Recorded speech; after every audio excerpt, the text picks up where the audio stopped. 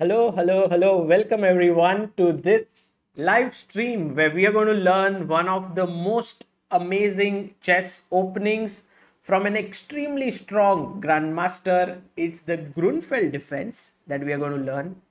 It is against 1d4, and our teacher for today is going to be the Austria number one, the first ever player from his country to reach 2700 ELO, Grandmaster Markus Ragger.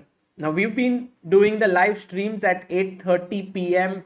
Indian time since many days for the FIDE Grand Prix, but today is a rest day at the tournament, and I thought it would be the perfect occasion to have our guest here. So, guys, how many of you are excited to learn this opening, the Grunfeld? Let me know in the chat. Rakshit says, is anyone aware of the tricky knight a4 line in the Grunfeld? So, guys, if you have any questions, related to Grunfeld and stuff, please do ask in the chat, because Marcus, who will be here, would be very happy to, give his thoughts on that. And he also has some questions for you guys to solve. So it's going to be great fun. Yeah. Prashant says, I'm excited. Raghav Sharma says, yeah. Okay, everyone's ready. So let me get it rolling by inviting the one and only Markus Ragger. Hello, Marcus. How are you? Hello, thank you so much for having me. I'm happy to be on ChessBase India and show you a bit of the Grunfeld Indian defense. Thank you, Marcus. And I think your connection to India has been quite good in the sense that you have been to India before, I saw, and you've also been working with Hari Krishna, who is one of the Indian stars. So you've been connected to India. Yeah, I played in Delhi Open. It's already quite some time ago. It was in 2011, I think. So this is already some time. And in Germany, I was playing many years for Solingen, and there my teammate was Sandeep Panchanda. Oh, Sandeep. And we were having some training sessions, and via this connection also Harry came to Solingen and we started to work, and I was his second at many tournaments, and we are still in very good contact. So, in fact, the FIDE Grand Prix, which is going on right now in 2022, you were working with him in 2017, right, for the same tournament? Yeah, exactly. Tournament was quite different then, because the format is changing and so on. And still, I'm cheering for Harry that he will do well. But it's at the moment, it's like, he needs to play some very good games in the end to have some chances to fight for sure top spots. But it's already great that he came in, because he came in the last moment. But I guess you were discussing this on stream. Yes. Already, yeah. He came in at the last moment, and right now he's unbeaten, but he needs to score wins against Wesley So and Dominguez. It's not going to be easy. But Marcus, in the chat, people are saying it's time for me, like Amai says, it's time to say bye-bye to Ragozin. Now I will play Grunfeld after learning this today. So, everyone's very excited to learn this. Yeah, Grunfeld Indian defense is, I think, great defense, very dynamic, and I like it a lot. Actually, it's really maybe my favorite opening. Like against e4, I'm more varying, and it's not really that I have one opening where I say that that's really the opening for me. But with d4, I'm sort of, Grunfeld really takes this spot for me. Okay, so here's the first few moves of the game. After d4, knight f6, c4, g6, right? And now white can vary, but the main move is knight c3, and black goes d5. So could you tell us, like, why did you start to fall in love with Grunfeld? Like, as you say, it's one of your main lines. What is the reason for that? Yeah, as I said, it's very dynamic. It's like extremely interesting that, like, in the beginning, everybody of us got taught that we should, fight for the center by putting pawns in the center. And in the Grunfeld Indian defense, it's quite contrary. It's like also similar to the Nimzo Indian defense, where you are not controlling the center with pawns, but you give the opponent the center and then you're ready to attack it. Although you have to be like, a bit precise. Nowadays, it's much easier because we have like lots of, I mean, experience. We can get knowledge from many sources. But when people started with the Grunfeld Indian Defense, and it was actually invented by an Austrian, by Ernst Grünfeld. He was an Austrian? Yeah, he was an Austrian. Oh, yeah. that's so nice. And you for the chat, doing a DVD on that is a great thing. Yeah, and you know, when was the first game when he played this opening? Oh, that's a good question, guys. So the question to you is, when was the first time that Grunfeld actually played the Grunfeld opening?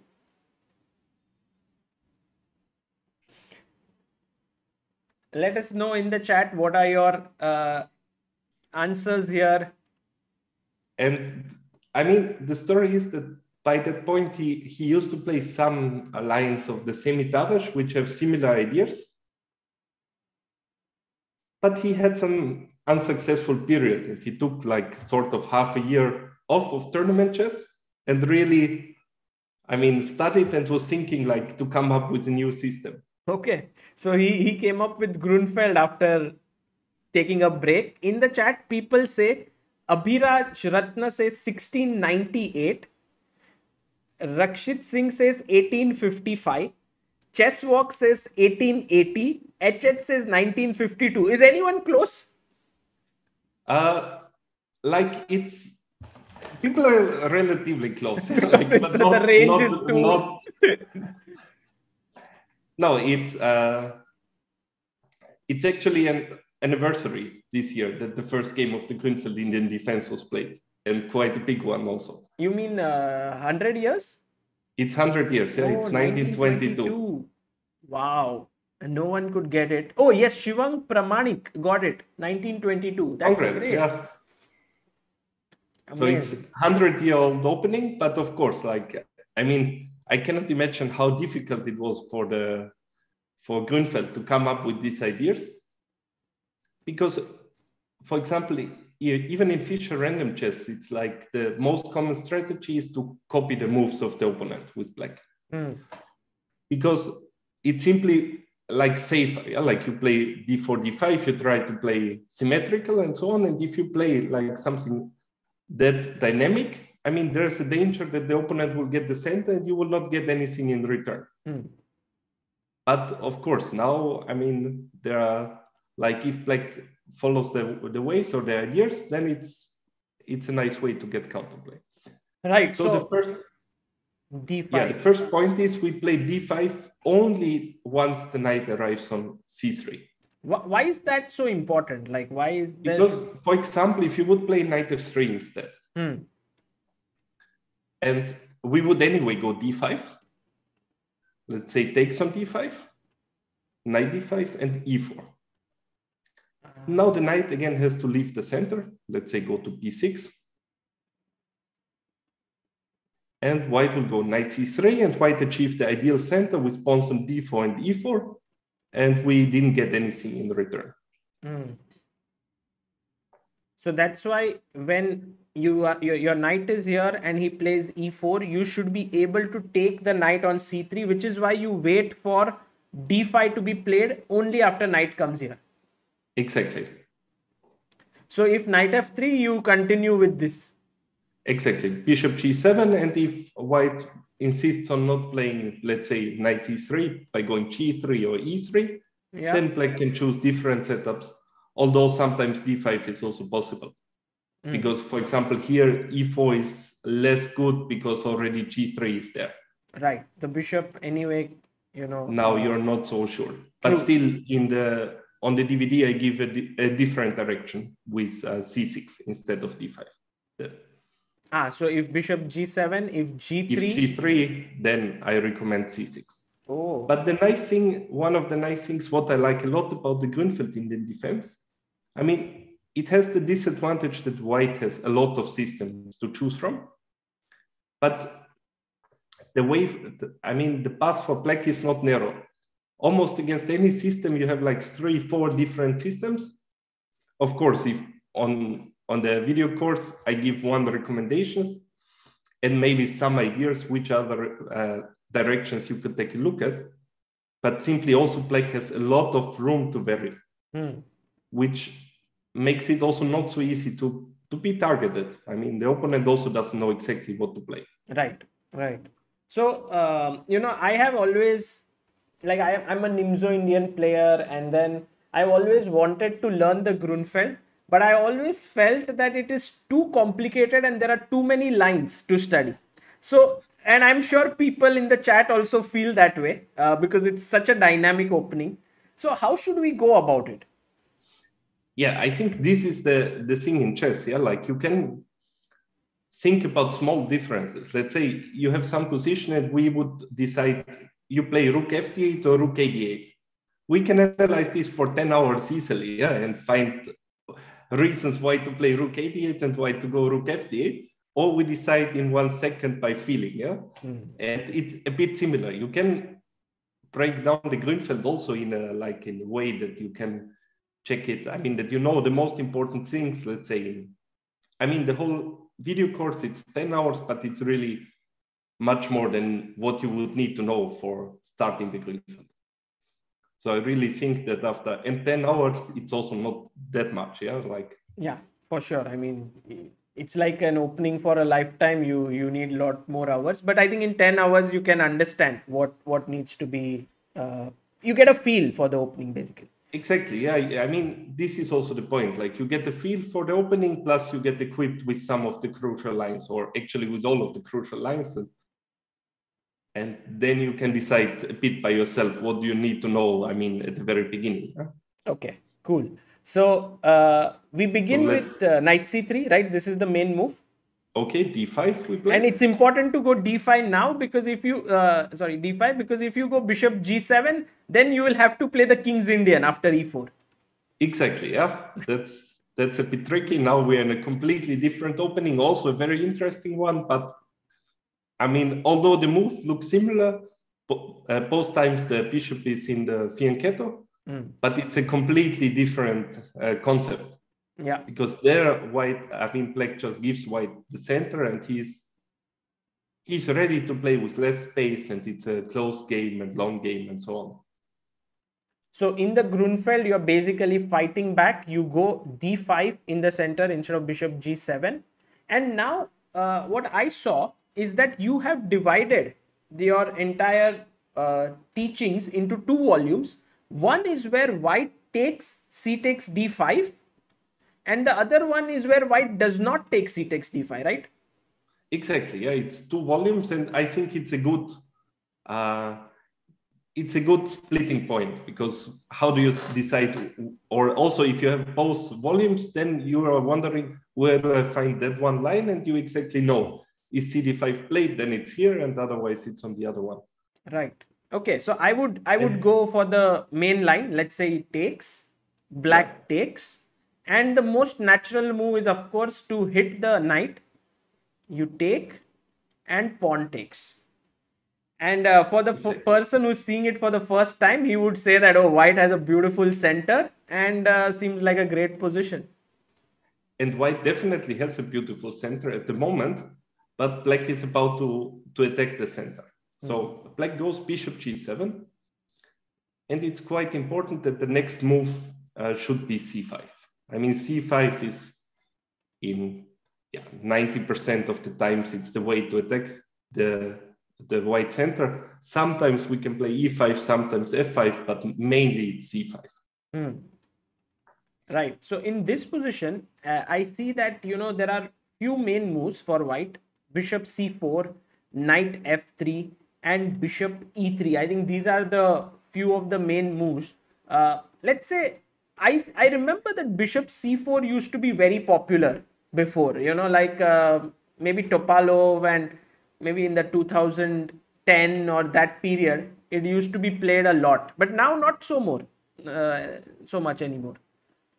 Yeah, bishop c4 is one of the main moves, and it's also very logical because white wants to protect the center with knight d2. But maybe we start briefly with knight f3, okay, just to show some point why they started with bishop c4. Because after knight f3, it's quite important that we immediately attack the center by going c5. And in the future, we will have like we will continue this pressure against the d4 pawn. And like one of the moves is knight c6. Another one is bishop g4, which will be useful. And sometimes it can be also queen a4. Queen a5. A5. Right.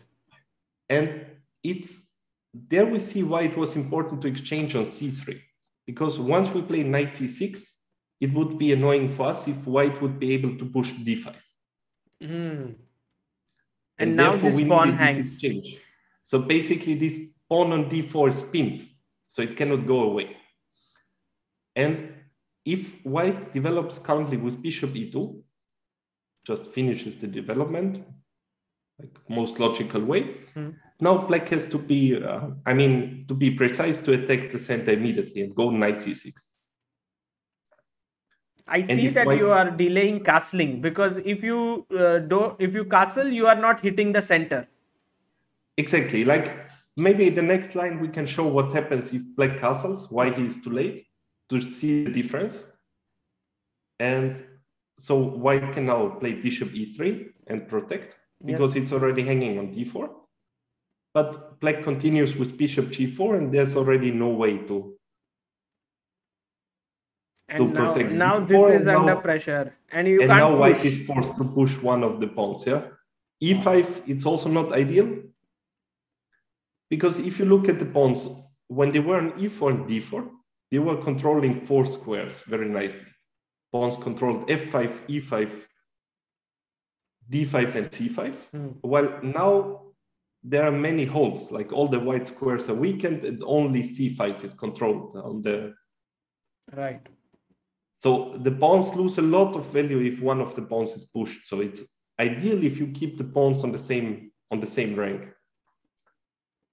Yeah. So it's and you are basically forcing him to make a decision here. Exactly. Yeah. And on the contrary, if we would have castled first, let's say instead of c5 already, this would be an imprecision, because now white has time for bishop e2. And after c5, white will castle. Now it's a very similar position here, let's say knight c6. Yeah. But now the problem is that after bishop e3, bishop g4, white can happily push d5, and there's no more check on c3. There's no check here. Now if you take here, it doesn't make sense, because I just take your knight. Exactly. You're a move too late. That's why I need to attack the center right away. Wow, that's very important. So one question we have from Rakshit, he asks that, is it important to start with bishop g7? Can we not play c5 directly? This would be also one option, to play c5 directly. It's also a move, but it requires a knowledge of a bit more concrete lines, because let's say after include knight f3, bishop g7 one more time. Sorry, here, c5, and yes. c5. And white tried many clever ways. For example, one was bishop b5 check. Yes. And if you play bishop d7 now, white would return maybe with bishop e2. Ooh, smart move. And now knight c6 is not attacking the center. So you can castle. I mean, that strongly, yeah? That simply now the d4 pawn is not hanging. And for example, if black would play knight d7 on bishop b5 check, then once again, white will just castle. And if the bishop is attacked by a6, for example, white could return with the bishop. And once again, we cannot pressurize the center. Therefore, we are forced to play knight c6 after bishop b5, and it's clearly the best move. Not fearing d5. Exactly, because here we have queen a5. It's actually also a very sharp and interesting line. This was the choice of Anand in his World Championship match with Gelfand. Yes, I remember it was the first game. I think first game, Gelfand surprised him by going Grunfeld India. And Anand was ready with this tricky sideline and put some pressure. In the end, it was a draw. And we see that here, it's important that black needs to castle I mean, that he can castle soon. If we would have played c5 one move earlier, to come back to the question, then the main point is how do we react against bishop b5? Because obviously knight c6 is less good. We still could play one of these knight d7 or bishop d7 lines and also get some playable position, but it's not the best way. Yeah? Okay, so more accurate is to go bishop g7, and then after knight f3, very important is to hit the center with c5. And the first line that we saw, it's basically this bishop e2 castle from this idea, like what black could achieve then. I mean, here we said knight c6. Yeah? Yes, not castle. And from this line, we can, I mean, a lot of system makes sense, because once we understand this, then it makes sense why, for example, instead of bishop e2, it became popular at some point to play h3. Ooh. Simply to take this bishop g4 idea out of the way. Yes, I think even now it's become very, very popular, right? I saw that Carlsen played it, and also I think there was some game by Grishchuk also in the candidates where he played h3s, but maybe not in this position. I don't know. No, actually, Grishchuk, I think he played in this position, but he played after castling, he played the rook b1. But in these games in candidates tournaments, it's sometimes they're like really interesting, but not so useful for the rest of us. Absolutely. Because this h3 rook b1, it makes sense if the opponent knows everything. Now maybe he will be a little bit confused and so on. But usually the opponents that we are playing against, they don't know everything, and we can follow some more, So here, some more logical ways. h3 is basically playing against bishop g4 to put pressure at some point. So if I go knight c6, you will now play bishop e3, preventing bishop g4. Exactly. Yeah. h3 is one way to protect the pawn on d4, or to give more stability to this pawn. So now how do we create play? Because if imagine white gets bishop e2 and castles, then white would be better here. So maybe can we ask the chat as to how should black create play here? Can we ask them to guess the move, Marcus? Yeah, of course. Okay. I mean, we could include castle and bishop e2, for example. Okay, let's do that. Castles, bishop e2. And here we need to find the way. Okay, guys, try to figure out what should black do in this position. How do you create play here?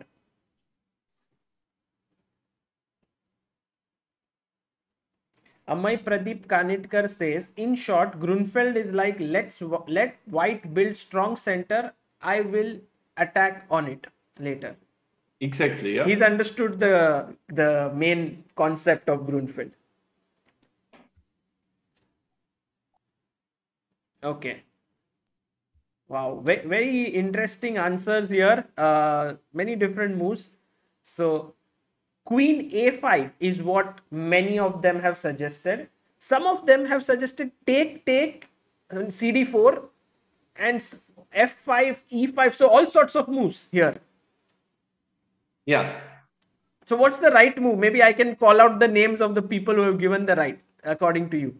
Actually, queen a5 is the right idea, but it should be played with the inclusion of cd4. First take on d4. So HH, Tizia Kumar, Phoenix, and Nibblins. Well done, guys. So because queen a5 would be met with castles, right? That's the problem. Exactly.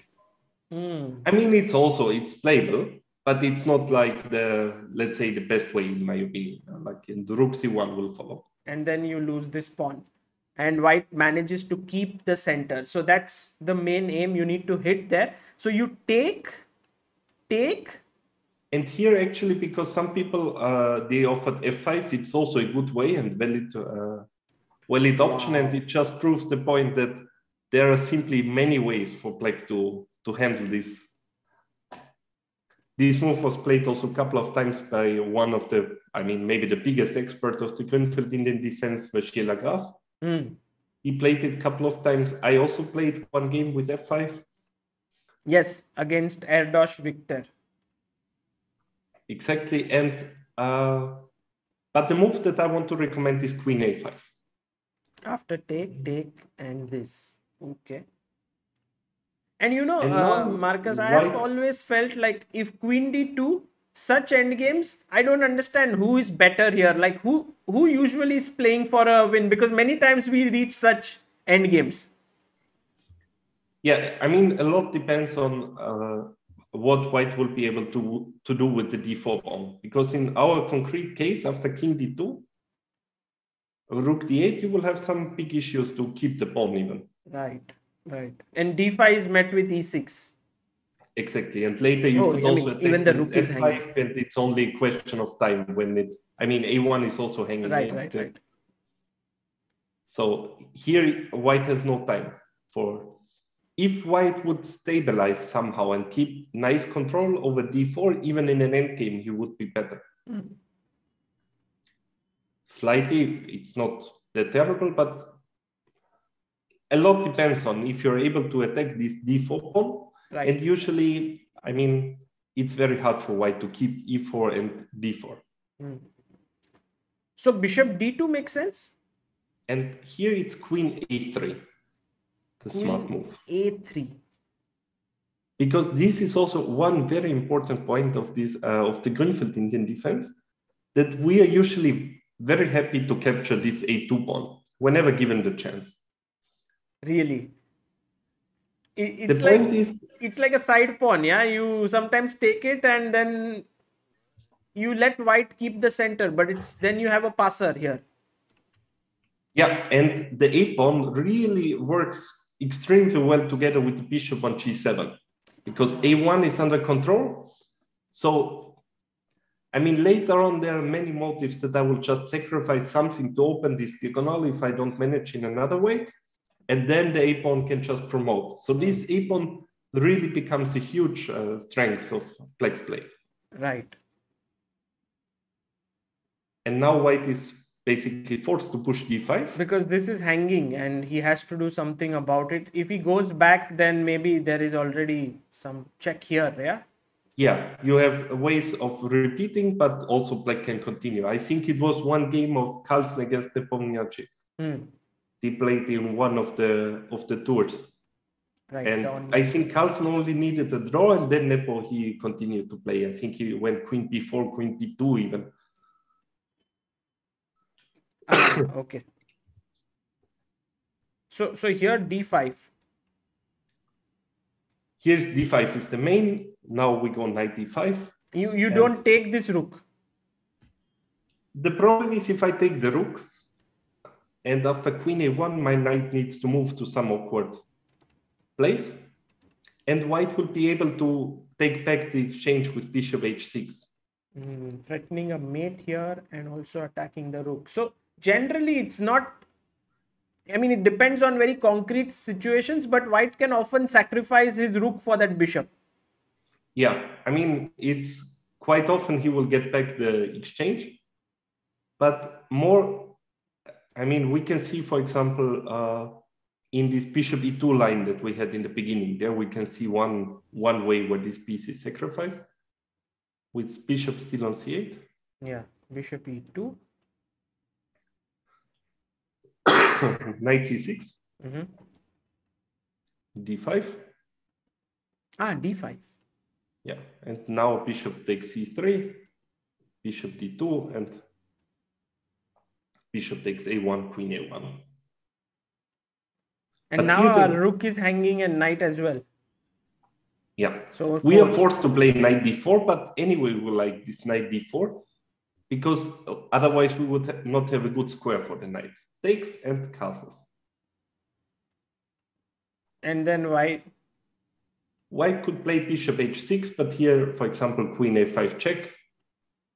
The king needs to move because bishop and the queen are needed for some important things. Yeah, they cannot. And after f6,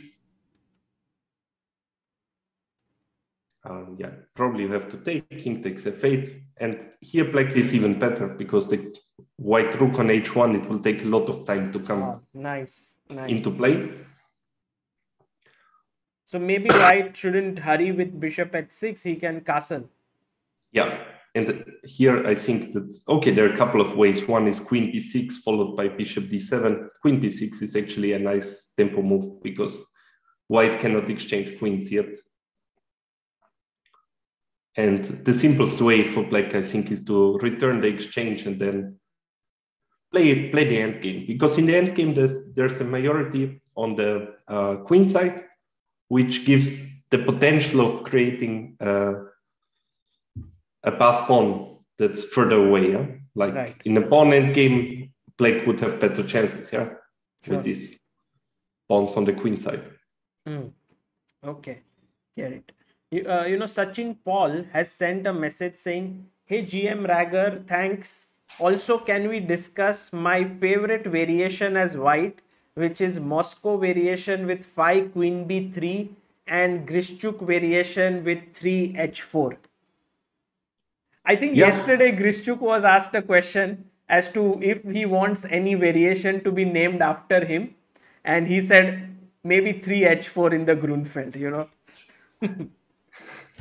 Yeah, I mean, he really did some groundwork there, yeah? I mean, this 3h4 line, it's really bizarre, yeah? Like is it I mean, a it's good line, or do you think it's just... It's a very tricky line. It's directed against the idea of white is simply that he wants to push h5 at some moment when black pawn is already on d5. So the idea is only against Grunfeld Indian players, because a king's Indian player, he will play bishop g7, and after knight c3 he will just castle, yeah. And what are you doing with h4? You will play e4 anyway, d6, and the game will continue. h4 will make some sense, but you would not need to play it so early. Right. But the point is that now after knight c3, we cannot really play d5 anymore, because h5 would be very annoying. And we can't take here because we will lose this pawn here. The pawn on d5 is hanging, yeah? Okay, got it.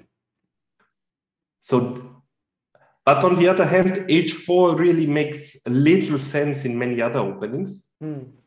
For example, instead of bishop g7, black could play c5, d5, and now play b5, and play some Penker gambit. Oh, nice. Where h4 is really not useful, but still, let's say at the very top, it's considered maybe the Penker with h4, it's still better than normal Grunfeld Indian. Because normal Grunfeld is so solid and so solid that maybe Penker with h4, it's still not a bad choice. While let's say on, I guess everybody who played d4 experienced that Grunfeld, even computer gives, Penker, even computer gives you like big advantage. It's not so easy to play. Right. And now you have an h4, life will not be easier. Yeah, like it will be. So from a practical point, I think transposing to Penker is very interesting. But also I offered one line from analytical point in the DVD, which includes, let's say, bishop g, doesn't matter too much. Let's say c5, d5, bishop g7. You mean c5, d5, bishop g7, yeah. Knight c3. Because very often I try to, I transpose to some Benoni if white plays some stranger moves. I think that like third f3, I recommend Benoni against knight f3, e3. So you mean I have some ideas with d5. Here.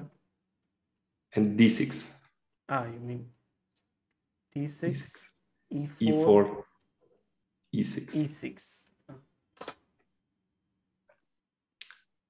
And against knight f3, e3, this is also one option. You mean knight f3, bishop g7, e3, c5, d5, d6, and e6. Yeah, again, and here black actually should not hurry with c5, because just go back to moves. c5 will be the idea, but black can play castle first. Because as long as we don't commit in the center, white cannot play knight c3 because we would transport. Yeah, moment he goes here, we are anyway going d5. So he has to go bishop e2. And now c5. And at least we forced also the bishop to e2. And now e6 and d6. Right. Actually, I played one interesting game in this line with black against Anand. It was just after, it was at this moment when he lost the first match with Magnus. And it was, I think, like he was not having the best period, and it was just before candidates, I think. But he won a nice fighting game in convincing style, and afterwards he also won the candidate. So it was maybe one game that brought him back on track with this. And it was interesting fighting game, man. I think that win with you really... and also, I remember he played once with you at Olympiad, and that was also one of his favorite games, you know. So, like, maybe you bring out the best in him. Although in that Olympiad game, it was really... there was some very beautiful tactic in it, and we both missed it and saw it only afterwards. It was really... really some amazing trick, because it was like then even 2 days later during Olympiad, he came to me and he told me, like, if I saw that nice trick, then he found also when analyzing. I'm going to check it out because I was there, I was watching the game, but I don't remember right now. So I'll definitely. Yeah, he played very nice game then. Yeah, it was. Yeah. Oh, it's always interesting games with him. And one more question we had was about knight c3, d5, knight f3, bishop g7, and queen b3. Exactly, the Russian system. Yes. And very scary. Once again, it's so... I mean, here the point is the Russian system is strategically maybe the most ambitious. Because now the pawn on d5 is hanging. So black needs to react in some way. If black plays c6, we'll have some sort of Slav, where a queen b3 is a relatively useful move, while g6, bishop g7 is not the best way to develop this bishop in the Slav. Right. Once again, it's of course playable for black, but white is better. Yeah. So the only ambitious move that black has is taking on c4. Right. Queen c4 and castles. And here white plays e4 and achieves this ideal center. Yes. What we were talking. It's e4, d4. And the d4 pawn is not pinned, so white has the ideal center. On the downside, white has the queen out at a very early stage. Right. Which is simply, I mean, technically it's very risky. Black is much better developed.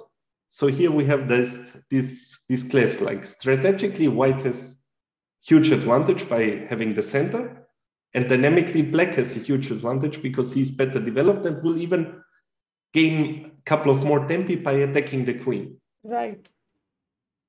So I mean, in such positions, when someone is playing, he should be very aware to make use of time as black. If you play slowly, then you will get squashed. Yeah, of course. I mean, if you don't play something concrete, although it depends. Like, for example, there's a very slow move, which I'm not recommending, but it's also playable. I also played it. It's bishop e6.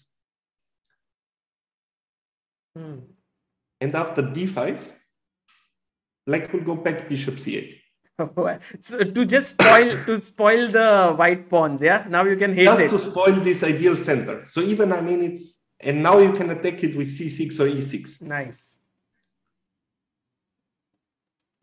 So it's there, black gains something. I mean, and be aware to play bishop c8, because I think it happened in one like high-level game. We can ask them, yes? Bishop g4. Okay. And what was the problem with that move? Guys, time for you to answer this. What is the problem here? White to play. And while you guys think, Marcus, we had one more question is from Nikhilesh Prabhakar, who says, Sagar, could you ask for 4 bishop g5? I use that a lot. That's what he says. Yeah, against 4 bishop g5, there are two main moves. There's knight e4 and bishop g7, and I personally have always been huge fan of bishop g7. And can we look at this after this one? We look at it after. Sure. It involves like black sacrifices whole center immediately. It's like very interesting. Okay. And you know, the guys in the chat are guessing the moves, and e5 is what they have guessed. Are they right? Yeah. Okay, that's the move. That's great. Yeah, that was huge. Yeah, e5 is winning a piece. And the knight cannot move. You need to take on f3. And now it comes ef6, and now we have a double attack. Right. Well done. All those who said e5, Pushkar, Shaibi, Aditya, HH, Tizia, Samarth, Sumukh, Max Staff, Ram Prasad, and account number 2, guys. Good job. Okay. So. But instead of bishop e6, the move I'm recommending is a6. Yeah. a6 with the idea of b5. Exactly. And once the queen is pushed from c4, black will continue with c5. Okay, get it. Okay, so that is the Moscow variation with queen b3, and Niklesh Prabhakar had asked about bishop g5, and as Marcus says, knight e4 is one possible move, but he prefers bishop g7. But how is this actually possible? Because can't I just take and just chop this pawn?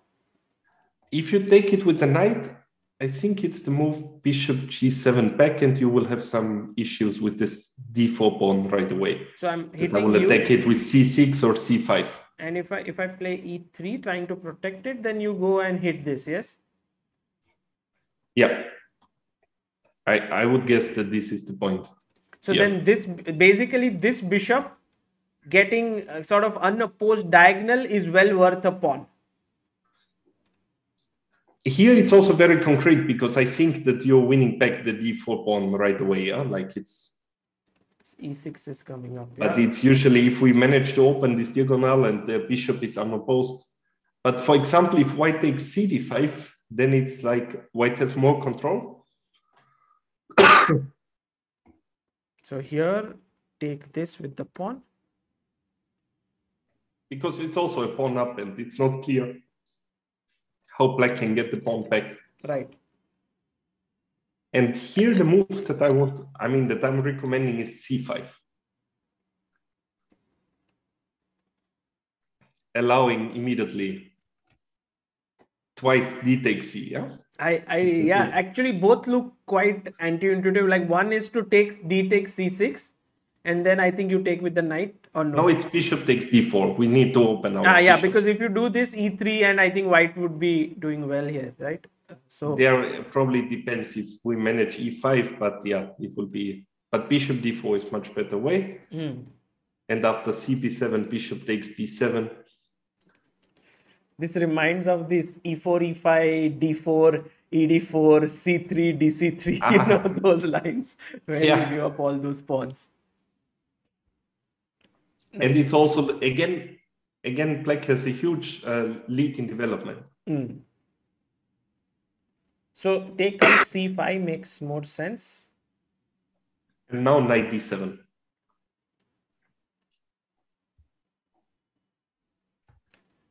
And now there's, I mean, I've seen a lot of top players playing this. In fact, I've seen Anish Giri, Vidit also has played this. Even Abhijit Gupta, Adiban, I see even you have played it. So generally you can get back one pawn, but then you are one pawn down still. So what is the compensation here? First of all, black has the pair of bishops. And secondly, it's this strong bishop on f6.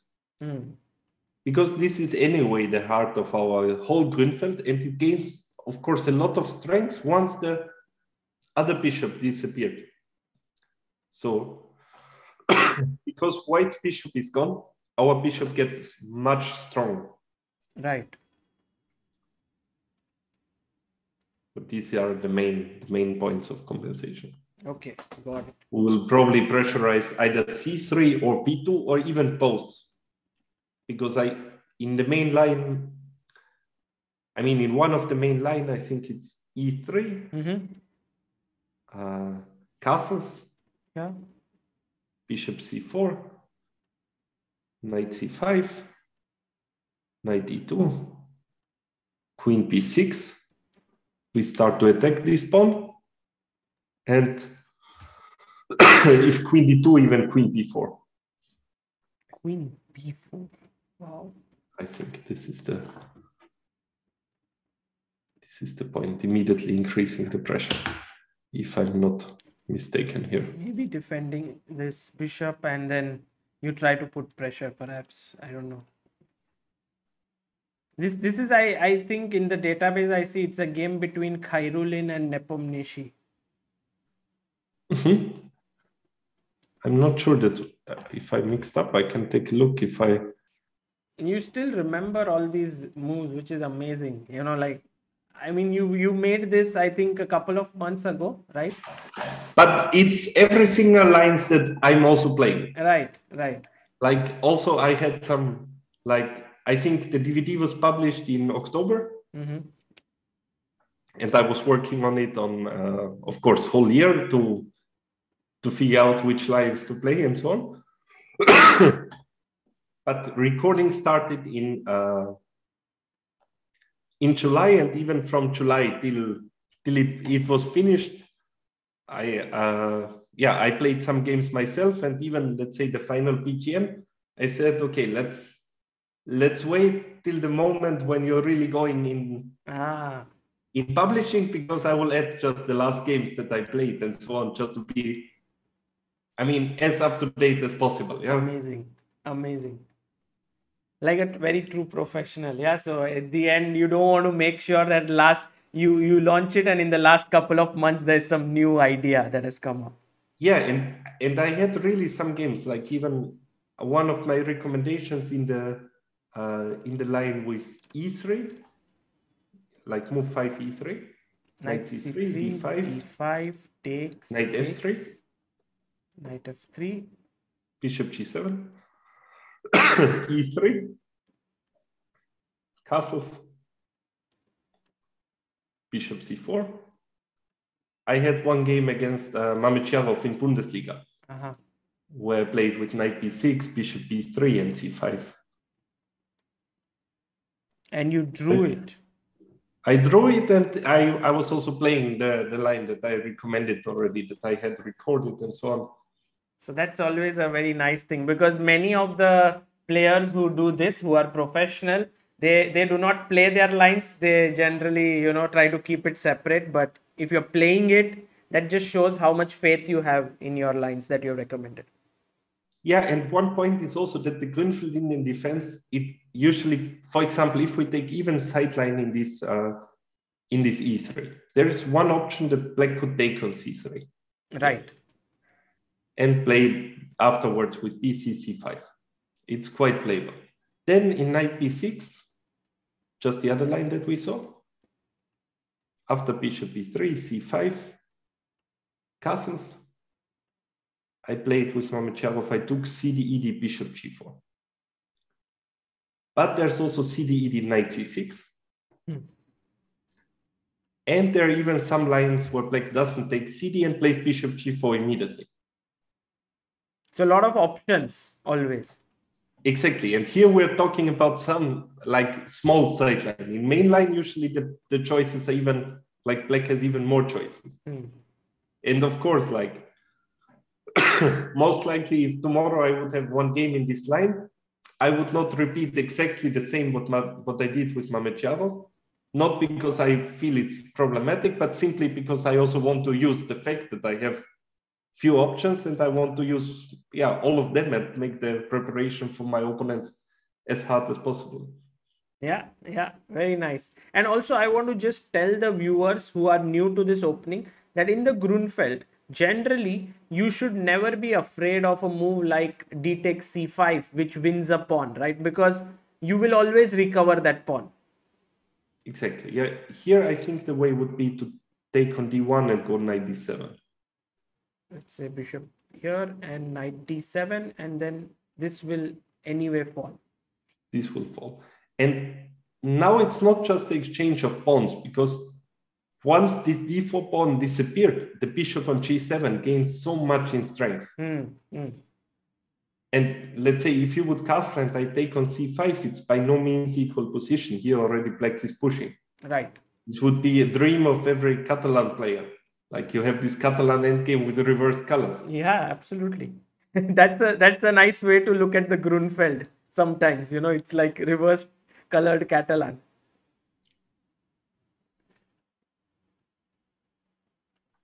Okay, so this is how it is. So if you were told, like as black, what would you consider as the main line for white against the Grunfeld? I know there are many main lines, but what according to you is the kind of the most challenging line? That's a tough question. Like the lines I was choosing, I played many times cd5, knight d5, bishop d2. With white. With white. I think I played some games in the World Cup with Popov. I played 2 years ago, or already 3 years ago, I won one game against Cheparinov. That's a very tricky line. But it's also, I mean, it shows that even 100-year-old opening, like in the DVD, I gave bishop g7 here. By the way, the point of bishop d2 is that after e4, we will see that white is not forced to take with the pawn, but take with the bishop. And that weakness which was here as the pawn is now a bishop. So c5 is not as powerful as... Yeah. So let's say, for example, that you castle, queen d2. This is the main. And now c5 is one good option. But then d5 would come and bishop would be exchanged. And the move I recommend is knight c6. Interesting. There was also a game in World Championship match of Anand against Carlsen. I think it was the second match where it was the Grunfeld India. Again, the first game, I believe. It was again first, yeah? Yeah, I think so. But yeah, knight c6 and yes, it was Anand was white. And yeah, Anand was white.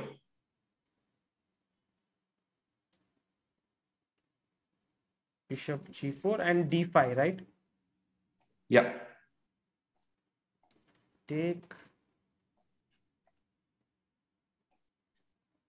And I think Magnus had made quite an easy draw here. Was this the Anand game? No, this was not the Anand game, but maybe... Because I think white is supposed to take on g7 first. Yes. Take. He takes, take back. Because now after knight e5, there's always a pin. There are ideas with the pin. Right. And now long castle and c6. There was, long castle, c6, bishop h3 was now also one game. It was Carlsen with white pieces. Carlsen Nepo, yes. And Moroni, Luca versus yourself. Yeah, actually, this was also one of the games I played after recording. Okay. It was king g8. It's transposing, but let's go king g8 because it has some nice tactic. Queen c3. And Nepo played queen b8. Queen b8. To protect the knight. Yes.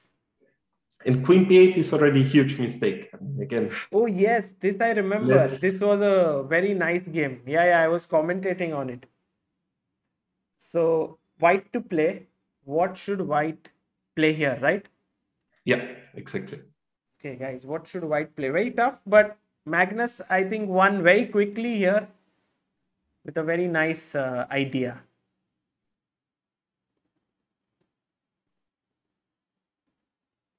But this was really a tough one. Yeah, it's a very tough. And that's why, as a hint, queen c7 was the better way for black. After queen c7, black is completely fine. But you see, in the chat, people have gone for the most natural move here, which is Oh, they found. Oh, that's Oh, nice. Quite good, guys. very Although I nice. thought f4 is what they were suggesting, but many of them have actually found d6 as well. And that's the right move, right? d6? Yeah.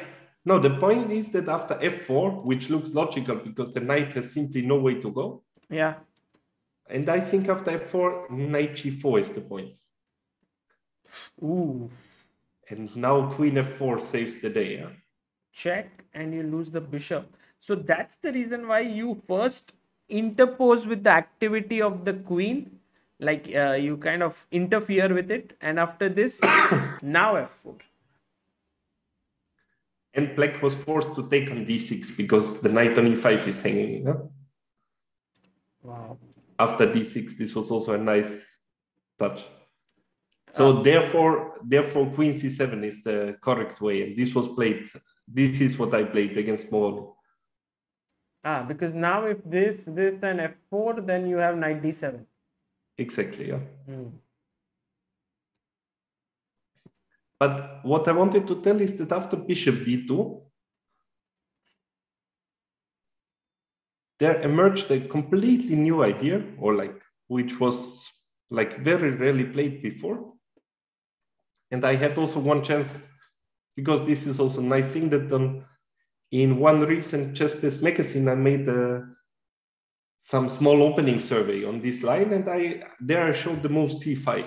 So it just shows how many options are there. And if you look in the database, c5 was already played by Dubov, by Giri, by Carlsen.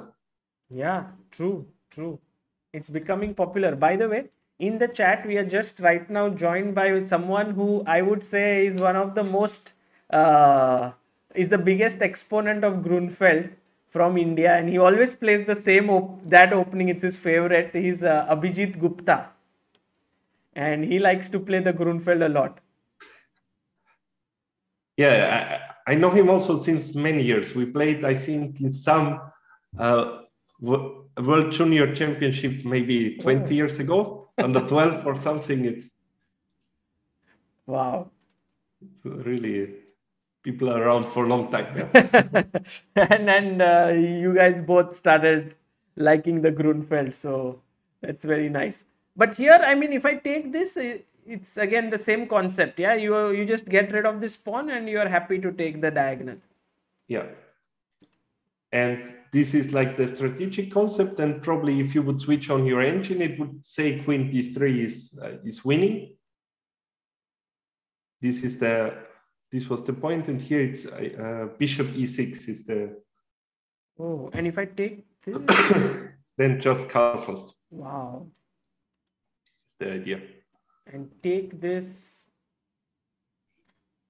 You can trap the queen, yeah, somehow. The queen is trapped. Maybe queen d7 here. With the idea of knight c6. With the idea of knight c6, yeah. Wow.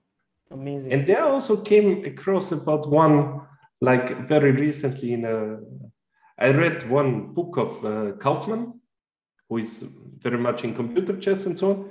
And he tried from the initial position. No, from the very beginning, he checked simply a few scenarios. Let's say if white is missing the two rooks. Okay. So white has no rook on a1, no rook on h1, and black has no queen. How is this position? Actually, it was the other way around. So white has no queen and black is without rooks. So you're saying that remove this queen and remove these two rooks. Yeah. I would imagine, like with my very quick thinking, like right now, I would imagine that black is in trouble, like white is better because first of all, two rooks are important, more stronger than the queen. And if you remove both the rooks, then... But maybe I'm wrong, yeah? And the point is that it was close to winning for black. Oh, because the queen controls the center in the opening, right? Simply because the queen is like in the full board, the rook, they don't come very much into play. Like he tried, if I remember numbers correctly, it was like 66% black won and 33 draws. by, let's say, stockfish or something. Wow. And now we come to our position. It makes a lot of sense because with the full board, the queen is simply extremely strong. It can attack quickly from one side to another. This position. And because in the end game it would be different, but in a dynamic position it will be just horrible, yeah, for the two rooks. This is actually so well explained by you, with going back to the initial position and taking those pieces out, and now I mean you understand this position much better, because I always used to think which are the scenarios where the rooks are stronger, where is the queen stronger, but when there are a lot of pieces, queen can make a lot of difference, right? Absolutely, yeah. Although I think also that you need to be, with queen, you need to be a bit more precise. Let's say in those positions where the queen is better, you also require usually to find a bit the better moves, while when the rooks are better, mostly, you have a wide choice of moves who are better. Yeah? So it's easier. It's somewhat easier to play with the two rooks, but nonetheless, that's in this position. Objectively, black probably has the advantage. Right.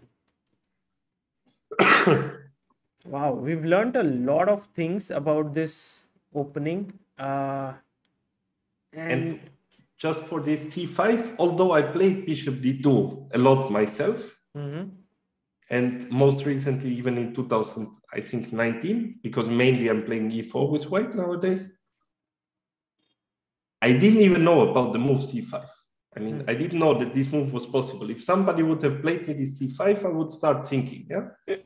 So they're really very, chess is so rich, and I think that Grunfeld Indian is even one of the richest openings within chess. And there are so many ideas, and it's simply fun also to follow all those ideas and see new ones.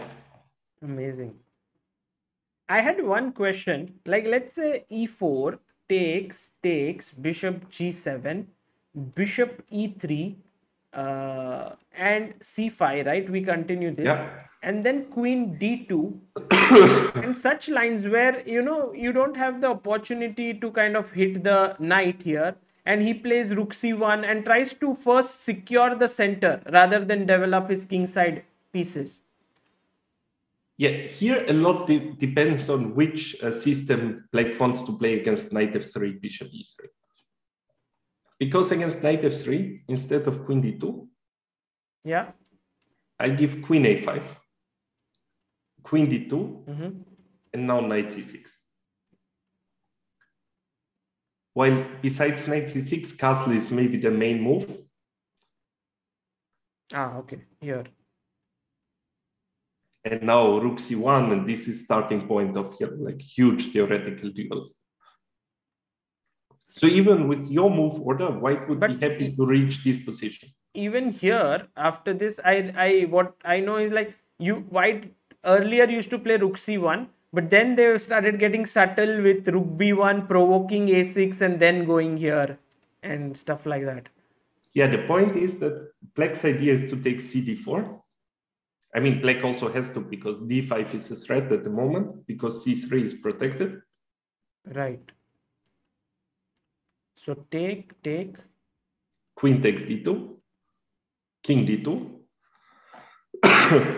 And with pawn on a7, if you would not have provoked this move, black would castle. And after d5, black would play rook d8, getting ready to attack the center with e6. And once the king goes away, then maybe knight b4 is an option, maybe knight a5. But with the pawn on a6, bishop b6 is very annoying. So this was the point of playing rook b1, to provoke this weakening of b6 square, and now forcing black into some other line. Right. So after cd, no, it's like this, and rook c1, cd, take on d2, castle, king d2, and now not castles, but to play e6.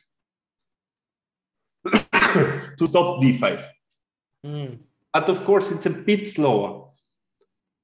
So this is one of the most crucial lines.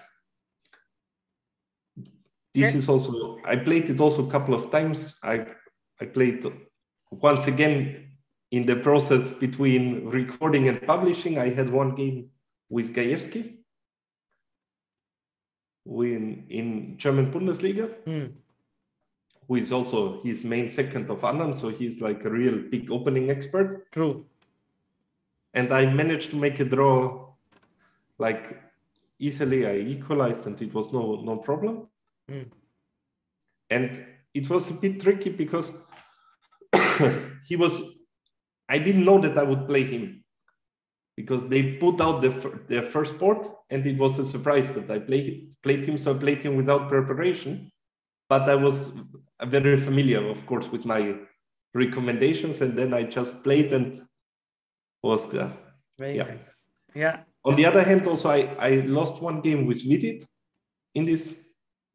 Yeah, h4 is one of the main. And here I think h6 or castles. Castles is the move. I think recommend. you played this with both. I mean, Gajewski played h4 with you, and then you castled, and you held a draw. And I think I also played it with white against Volokitin. So it's also, this is the second critical line, because before this was the question, like what is the most crucial? And bishop e3 and bishop d2 used to be my choices with white pieces. Ah, okay. Got it. And now to come back to your question with queen d2. So bishop e3, c5, queen d2. Let's say queen a5 here. Rook c1.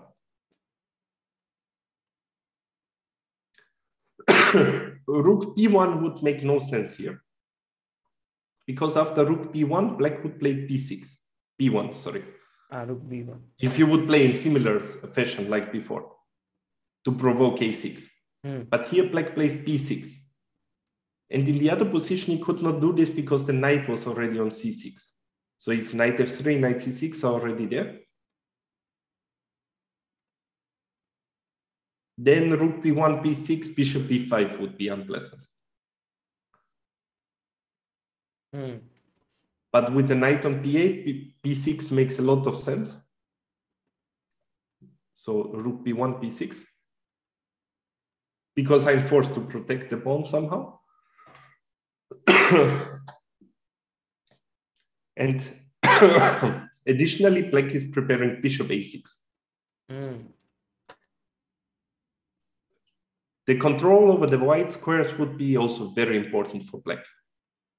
Right. Because then we can start dreaming of our knight appearing on c4 once this bishop is exchanged. Right. So rook c1. Okay.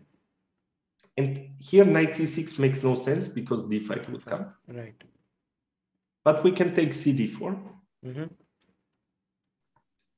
Queen d2. And now white is not forced to take with king. This was the point of white's move order. Because if white takes with king, black would castle. But here it's time for, and we will just transpose, but bishop d2. White has time for this move because c8 is hanging. But I'll still castle, right? Castle, yeah. And now knight f3. But can't we put pressure like bishop g4? And... Yeah, once again, we have a couple of options. And this is the one I'm giving on my DVD, but it's not the only one that I think I played e6 here myself. Probably there was one game. When you play like e6 here, you are just trying to control these pawns, and then eventually you want to use your majority outside a passer, at some point, right? No, the idea with e6 is I want knight c6. You want to just attack d4. I want knight c6 and I want to stop d5, basically. Because if I would have played knight c6 right away, you would go d5. You would play d5, and my knight has nowhere to go. But imagine you go e6, and he goes like bishop e3, you go knight c6, and I mean bishop I don't know, bishop b5, just trying to make sure that you don't attack this pawn. Like let's say if you go rook d8, I can take, but I could also like defend this. How is black going to generate counterplay in such positions? I mean, here black would push the queenside majority at one point. So let's say bishop d7. And then you go a6. A6, yeah. A6, and now it's the question, where does the bishop go? Yeah, like it goes here, then. Then it's like one idea is to go knight b4. It's always one idea. Rook c8 would make sense. Because it's one interesting concept could be the idea that I go knight b4. Next move, you play a3 and I go knight e2. And I'm threatening, even here, probably it's possible. I'm threatening knight c3. Nice. And I'm attacking the center once again. Bishop on c3 will attack. It's like a theme in your head, yeah? You remember it like, okay, I can go with my knight there. Yeah, and also there's bishop f8 idea to attack the pawn on a3. And very cool. And in such a position, it will be very tricky for white to keep the center intact, to protect this a pawn, and to fight for the c file. I mean, there are simply too many things that won't be so easy for white. True. No, therefore, after e6, bishop b5 is the main move, yeah. To stop this knight c6, or at least make it more difficult to get it. But black usually doesn't care, yeah, giving up such a pawn, because that activates his bishop. Yeah. But then again, like, things are usually more tricky, because black doesn't care about losing the c6, but he cares of the c6 weakness. So let's say white could fight for advantage by going castling, leaving the pawn on c6 and taking it later on his own convenience. Yeah. True. But there, I mean, I played also this position once with a strong grandmaster from Romania, Palikas. And I also played bishop d7 instead of knight c6. This was also played by Anish Giri at some point, I think. Bishop b5, bishop d7. It's also a very interesting concept. Because the idea is that white can win a pawn by taking on d7, knight d7, and going rook c7, knight f6. e5 is forced. Knight d5, rook d7. But here black goes rook b8, fb8. And with the strong knight on d5, the active rook, the bishop will go to f8. I think that it's already black who is fighting for something here. Nice. Like computers saying around equal, I remember, but I always had the feeling that it's even pawn down, black is the one fighting. It's also quite amazing that you have played games in like almost every line. Like here, there's another game of yours against Lenich. Yeah. Amazing. So, but instead of e6, it once again just shows how many possibilities. The move I gave and the move I would have played probably, or like what I'm playing now, would be bishop g4 here instead of e6. It's simply a different concept to immediately attack the center. So yeah, exactly. I mean, this is what I'm learning from this stream, that black really has so many options in different lines. And I think that really helps when you want to have, like, generally in order to surprise your opponent, you have to play new openings. But if you have Grunfeld as your opening, you can play new variations in it. Exactly, yeah. Because otherwise it would be, nowadays it would be really tough. Yeah, it's so much information, you can easily pick up a new opening. And if it would be clear, let's say, I mean, there are 15 lines that white could play against the Grunfeld Indian defense, and everywhere I would have one line. By now it would have, I mean, it would make no sense for me to play because they could pick one of these 15, sort of, yeah? Right. But now it's also like I can pick also a few different options, and then things again get more complex. Yeah? Amazing. Max Staff says Grunfeld is really complex. Haven't played these lines and endgames. I think there are some people who have played Grunfeld many times in their life, but are learning new things here already. So it's already very cool. Manas Chaudhary says, please show Neo Grunfeld. I always lose there. Uh, I guess Neo Grunfeld we don't get, right? I mean, there are many questions connected to this. Like when you play Grünfeld, what to do against knight f3 and c4. Ah, you mean first move? I think this is what he might meant. Ah, okay. Because let's say if black plays knight f6, c4, g6, knight c3. Now this is coming up. Now e4 is sort of a threat. And if we go d5 to play in Grünfeld style, then white can make use of the fact that he hasn't played d4 yet. Yes. So here black has a couple of options. And like, of course, it's the plan to also maybe make a DVD on these Grünfelds one day. And I mean, this is definitely one good option for black. Another one, which I also played with black, is bishop g7. And after e4, not transposing to King's Indian, of course, but to play e5. E5. Nice. This was also played by Dubov. It involves some pawn sacrifice, but black gets some compensation. Like knight e5, castles, and rook e8. Quickly getting. Yeah. Mm-hmm.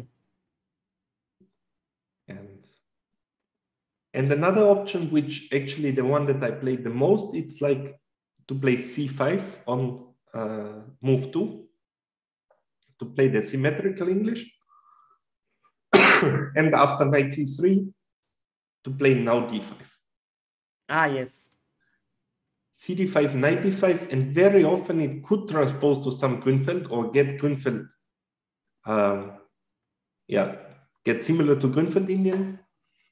But c5 is maybe more useful than g6, bishop g7 right away. So this was actually the main. And here e3 is one main option, e4 is one main. Oh, this famous line, like. Yeah. It's quite complicated and interesting. Knight makes a full trip. Yeah, there's some. Yeah, it's very interesting line. I mean, it's full of tactics. Yeah. There's one question before we've covered so much, is what to do against let's say knight f3, bishop g7 and g3. As you said, c6 is what you think is the best way to play, right? It's it's such a line, this move c6. If I'm a white player, I don't like black playing it, but as black it looks already too solid, Of course, there are a couple of options. I played many games with c5, let's say either with castles or immediately. Let's say castle, bishop g2, c5. And now it's the option white can keep the pawn on d4 and we come to some sort of English, or to push d5. Right. And once again, after d5, black could transpose to Benoni with e6, but then white is also forced to play g3 Benoni. True. Or black could play b5, play some Benko gambit again.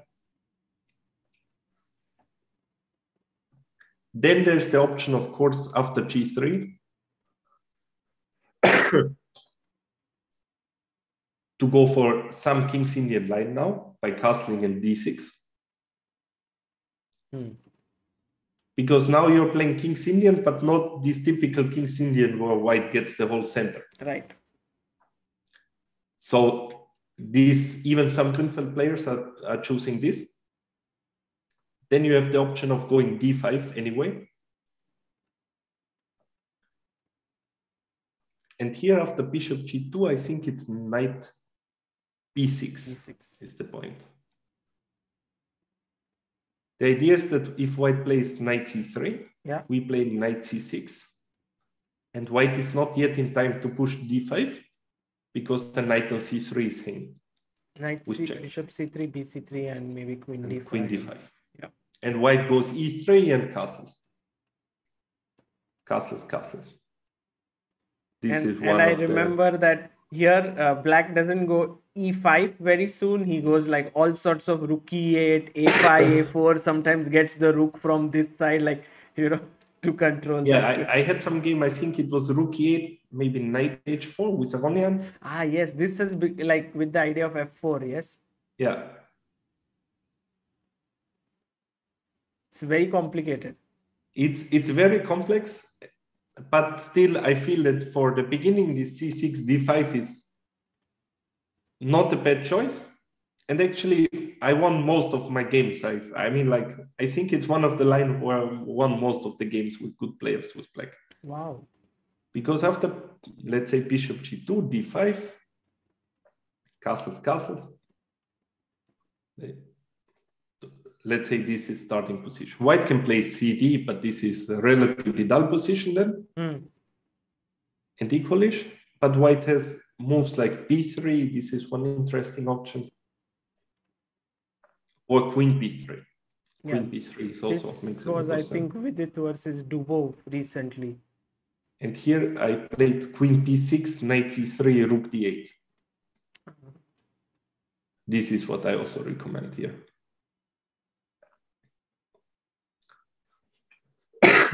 Now I don't remember if Dubov played rook d8. No, I think in this game he went a5. CD, a5. a4, queen d1 and CD, something like this. Yeah. The reason why I don't recommend a5 is because this is then once again, for Dubov it's good, but for, I mean, like we already have a couple of options. Because if white plays, let's say, a move order where he would manage to play, let's say, instead of castling, to play queen b3 instead of castle, black would castle and white would play knight c3, then black would not have this option of a5. And you have to think, yeah. And then again, you need a different setup. Right. So then you need to be very alert with all the move orders and so on. But for my recommendation, it would be the same. It would be anyway after, even from our move order now, castles, queen b6. And castles and rook d8. And we are here. Got it. Okay. This is great and very, very interesting. I mean, we've almost covered so much and it's been almost 1.5 hours looking at all of this. And there were so many questions that were answered. Should we ask one or two questions finally before we end this to the people? Okay. Yes. Yeah? Which one should I pull up?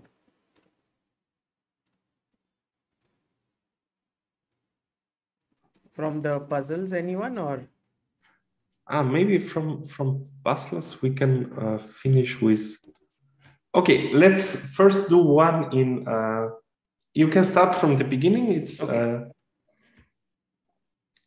And by the way, Manas, I think you had asked when we talk about the DVD, I think it's just because ChessBase has had DVDs in the past.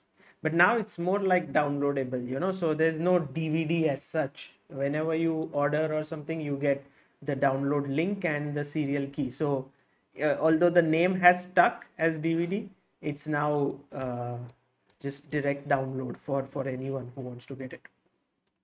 Yeah, I mean, probably you're better informed. I think it still has both, but of course, like yes, it has both. But I guess everyone can get those who say that. You know, we don't have a DVD ROM and stuff like that. I mean, it's downloadable exists. Yeah, it's of course it's downloadable and it's video course actually, yeah, to Absolutely frame it correctly. And it's, yeah, I also don't think that I have anywhere to put the DVD. Yeah, like yeah, that's the new. that simply everything is like this. So let's say in d4, Yeah. we start with one simple one, knight f6, c4, g6, f3. I already said against this system I like c5. Yes. d5, c5, d5, d6, e4, e6, knight c3, bishop g7, knight e2, ed5, cd, and castles. White goes knight g3, and black plays h5. It's always a very logical move against the knight on g3. Right. And after bishop e2, black doesn't have to push h4 right away, but has the very nice move knight h7. And those moves are extremely nice because knight h7 has a very logical idea of pushing f5 one day. It just clears the way for the f-pawn. And it sets a small trap because the most logical move for white, short castling, would already be a huge mistake. Okay, so guys try. Oh, nice. Guys, try to think how should black continue here. Nice.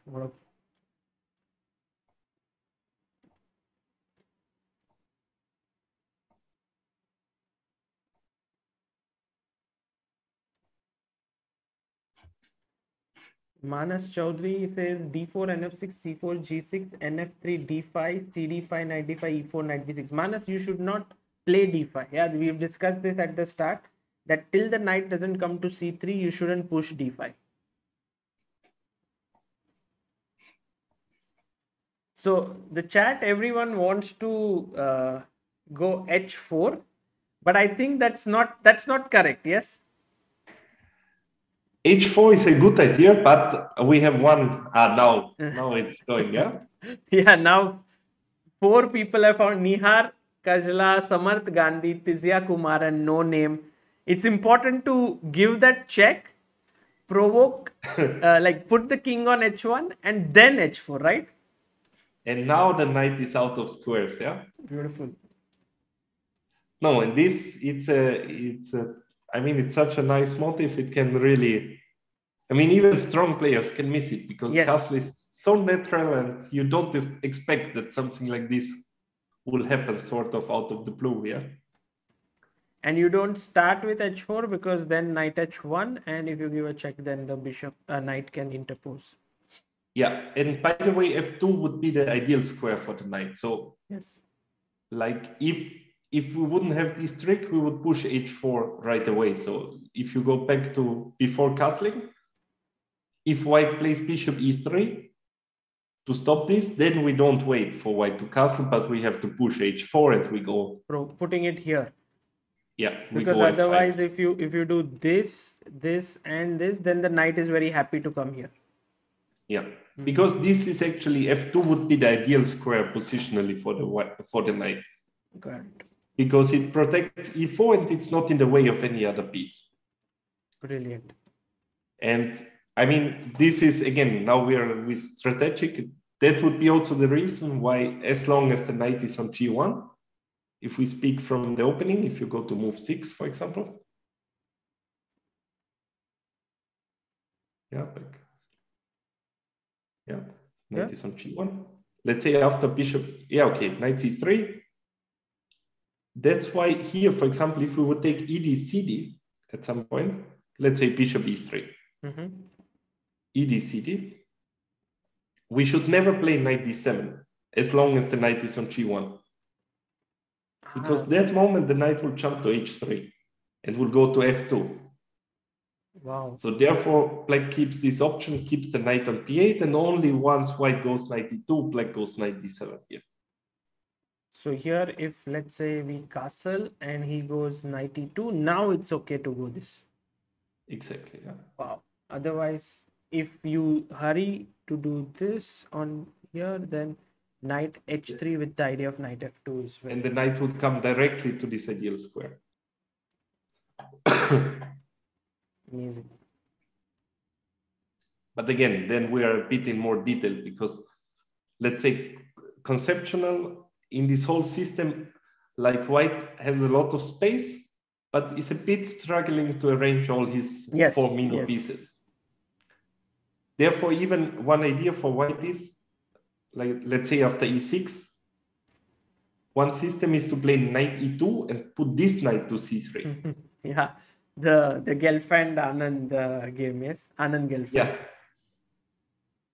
So, yeah, there are many subtleties and many points behind those. Absolutely. And if we want to finish with one last one puzzle, last it one, can yes. be the number 5. Okay, let's do that.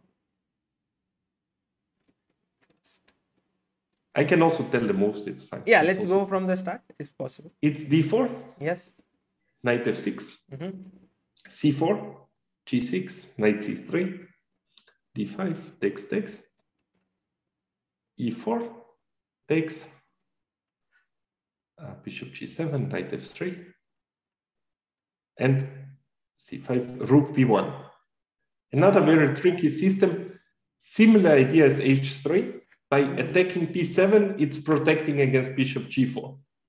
Additionally, the rook is moved from this diagonal, so d5 becomes an option. So with all this in mind, rook b1 makes a lot more sense, yeah? Right. Black castles. Bishop e2. And now my main recommendation is cd, queen a5. You go into this, yeah? This line I never have understood, like taking this pawn, and it's so complicated. And once again, we took the a pawn, and many times we have like ideas with a5, a4, e3, and just to promote the a pawn. But I mean, there are many drawish lines there. Yes. So if black really wants to avoid those, I propose the alternative with knight d7 instead of cd4. Here, this way. White castles. And here knight f6.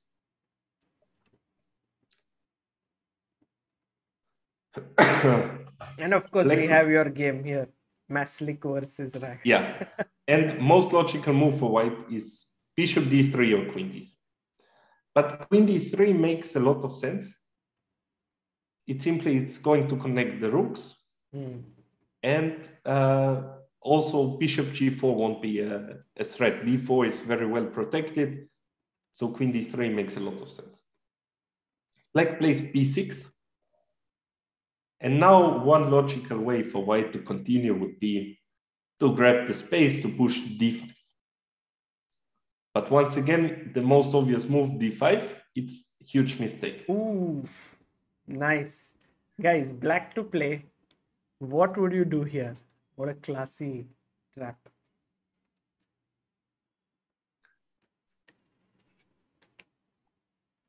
You know this line with queen a5 and queen takes a2? This I saw a lot of time in this tour, the Champions Chess Tour.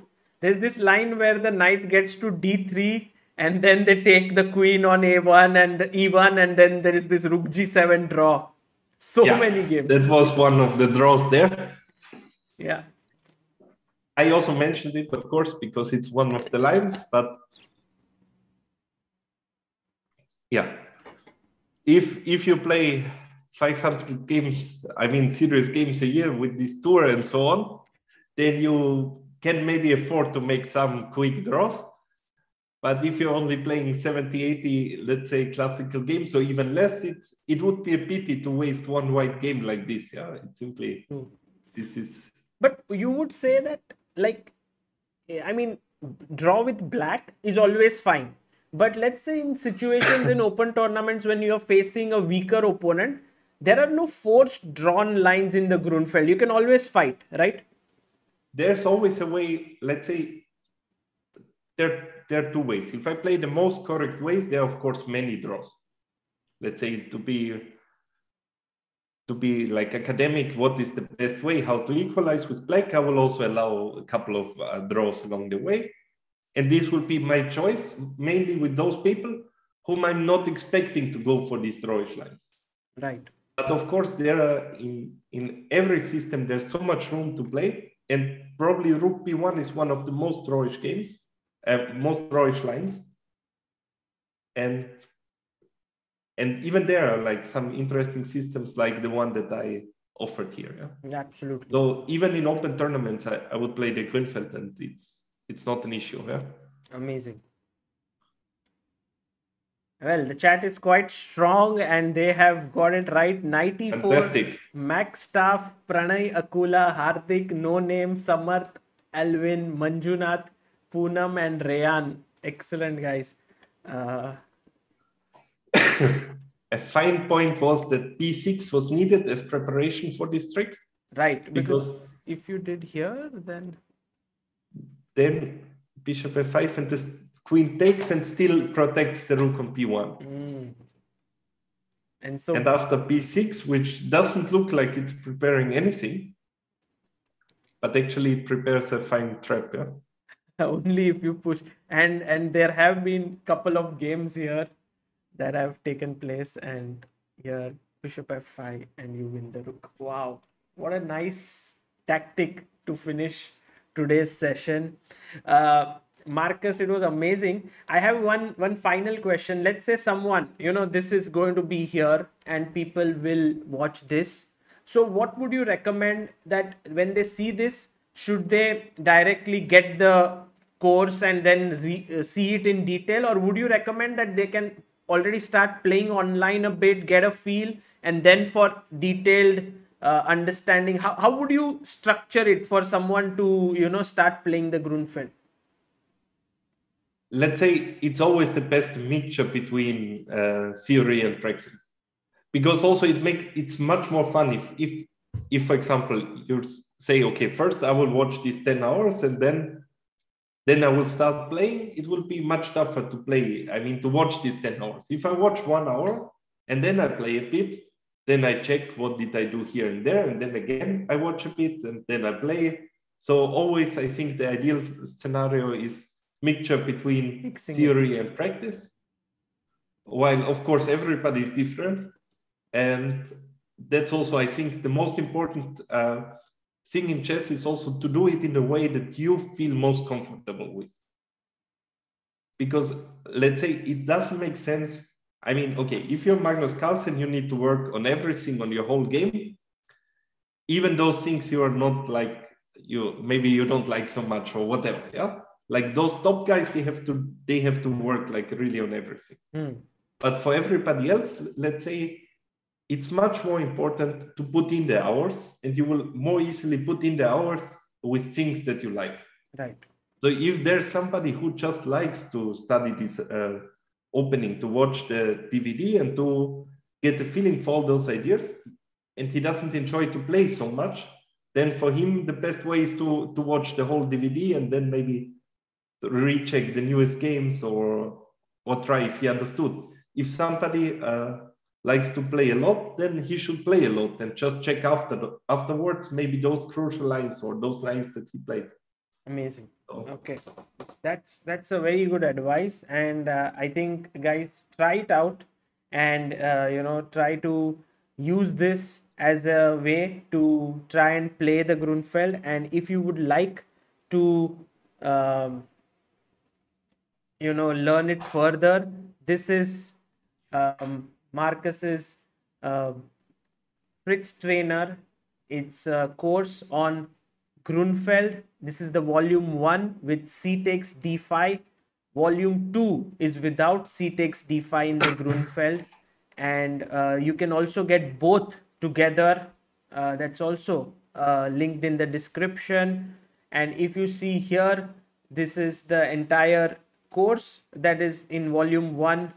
It is like fifth move sideline, seventh move alternatives, bishop c4, knight f3, bishop e3, rook b1, exercises, repertoire training, practice position. So it's very, very thorough. And if you go to volume 2, it has g3, Russian systems with queen a4, queen b3, 4 e3, bishop g5, bishop f4, and 4 knight f3 with exercises. So I think a lot of work has gone into making this, and yeah, it covers a whole repertoire after second c4. So it starts from second c4, and I hope that the rest, there will be time in the future to make it as a whole repertoire. You mean starting with knight f3 or c4, first move? Yeah. I mean, there's also the second moves, like knight f3, bishop f4, London systems are not covered, although those knight f3, g3 systems, they are covered because they are connected also. Right, right. Amazing. And Marcus, where can everyone who's kind of become a fan of your teaching and the way, where can they see you in action in future? Will you play soon, or how is it?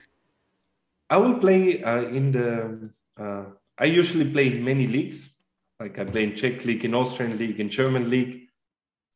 And individual tournaments I play very rarely nowadays, although this year probably it will be European Individual Championship. Olympiad with the national team for Austria is definitely on the agenda, and otherwise maybe some more courses for ChessBase or some other stuff. I mean, there are simply, luckily with chess there are plenty of possibilities here to. Do you also teach, or you are into playing and creating this material? I'm also teaching a bit. It's like I'm also teaching the best players from Austria. So I'm also with Federation, helping there to improve the situation, improve Austrian chess. Wow, that's so nice. Trying. Yeah, it's also I like it. It's a good idea also then to take these influences from, because I saw many things. Yeah, I've been in professional chess for a long time, and it's simply you see the things that are done very well in other countries, and you can try to implement a few of them then for your youngsters. I also can feel that you have this training ability in you, like when you showed this concept of the queen on a8 getting trapped by actually showing the initial positions, and that I think it's something amazing that you can clarify a concept with another example, so it was amazing. Thank you. Spending time with you. Thank you so much for coming here, and we hope that in future as well I can invite you to yeah, always. It's been a pleasure. Thank you. Thank you, Marcus. Bye. Guys, that was Markus Ragger here, and I hope that you had a good time learning from him, and that you enjoyed this, because I feel that there was such a lot of effort that he's put into this entire course that he has built up. And I will recommend all of you who want to improve your Grunfeld, go through this video again, check it out, try to make your own notes. Some of the people were like, can you put the PGN file of what you're discussing here and I'll reply with what Vladimir Kramnik told once in the camp when he took for the young Indian players. He said that make your own PGN files, that will help you to remember this opening better. So please do that. And if you would like to get more information on this opening, try to get those courses which are there in the link in the description. So thank you all once again, and I'll see you later. I think Amrita is going to stream very soon, so I'll see you there shortly. Bye. Pranjalya Tiwari says, great stream. Marcus was a wonderful teacher today. Max Staff says, good session. And thank you guys. Bye.